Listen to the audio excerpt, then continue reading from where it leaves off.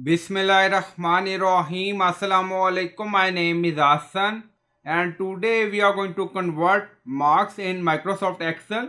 Before starting work, it's my request, please subscribe my channel. Thank you. Now back to our work. So this is our student name, mark obtained, and then you see total mark.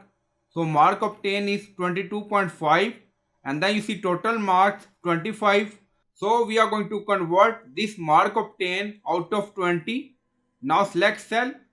On top you see formula bar, so click on it and then write a equal. Now start bracket and then select cell, mark obtained. Now you see 22.5. Now select.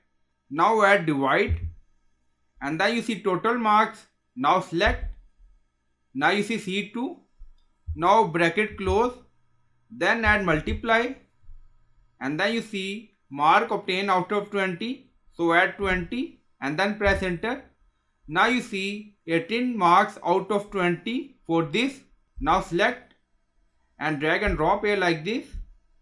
Now you see number convert in Microsoft Excel using this formula, and you will find this formula in video description or in comment section. So I hope you like this video. Please like, comment, share, subscribe. Thank you for watching.